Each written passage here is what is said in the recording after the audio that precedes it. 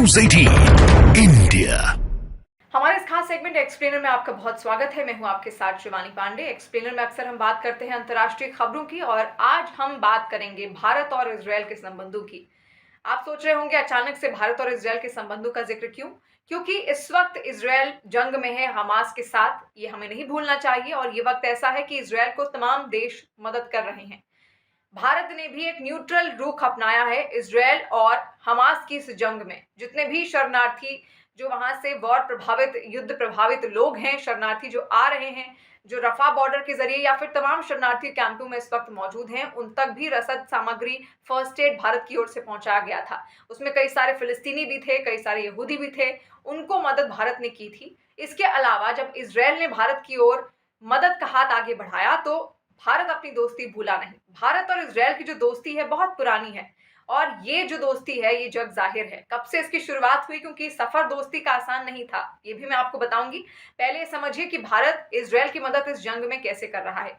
Israel में जितना भी सामान आता है वो ज्यादातर समुद्री रास्ते से ही आता है। लाल सागर, रेड सी रूट के थ्रू आता है।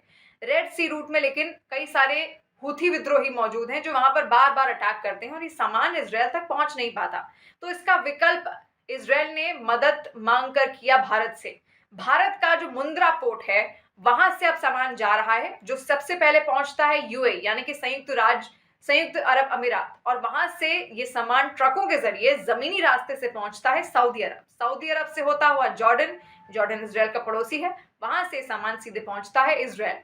इस बात का, इस नए सी रूट का जो जिक्र था वो खुद इजरायल की जो परिवहन मंत्री हैं जिनका नाम है मिरी रेगेव, उन्होंने भी किया। उन्होंने ये भी कहा कि ये जो युद्ध है हम पर थोपा गया है, सामानों की हमें कमी हो रही है और जो नया रूट है भारत का जो सबसे बड़ा बंदरगाह है वहां से हमने शुरू किया है। उन्होंने तारीफ भी की भारत की और साथ साथ वो उस वक्त वहां पर मौजूद भी थी जब इस सामान वहां से जा रहा था। इसका वीडियो भी बाकायदा सर्कुलेट हुआ है और इस वीडियो में उन्होंने जिक्र भी किया कि हो सकता है कि बहुत कम अवधि में सामान इजरायल तक पहुंच जाए, मात्र 12 दिनों में ही। तो देखिए बहुत पुरानी दोस्ती रही है इजरायल और भारत की। अब ये दोस्ती कितनी पुरानी है ये भी समझिए। 1947 भारत आजाद होता है। भारत की आजादी के बाद प्रधानमंत्री बनते हैं पंडित जवाहरलाल नेहरू। जब पंडित जवाहरलाल नेहरू प्रधानमंत्री बने तो उनके पास वोट देने के लिए एक प्रस्ताव आता है। उसमें यह होता है कि फिलिस्तीन का बंटवारा किया जाना चाहिए या फिर नहीं, ताकि जो यहूदी हैं उनको अपने लिए एक स्थान मिल सके फिलिस्तीन के अंदर ही। लेकिन पंडित जवाहरलाल नेहरू उस वक्त इजरायल का समर्थन नहीं देते थे। वो मना कर देते हैं इस विभाजन के लिए, फिलिस्तीन के विभाजन के लिए पीएम नेहरू की ओर से साफ मना कर दिया जाता है, क्योंकि वो कहते थे कि वहां पर जो लोग रह रहे हैं, जो फिलिस्तीनी रह रहे हैं, हो सकता है इस विभाजन से उनको दिक्कत हो और उन्हीं से ही पूछा जाना चाहिए कि आखिर विभाजन हो या फिर नहीं। और जब इजरायल बन गया था उसके 3 साल बाद भारत ने इजरायल को देश के रूप में मान्यता दी थी। फिर आता है 1962 जब चीन के साथ भारत का युद्ध हुआ। भारत ने उस वक्त इजरायल से मदद मांगी थी और कई सारे हथियार उस वक्त इजरायल की ओर से भारत को दिए गए थे।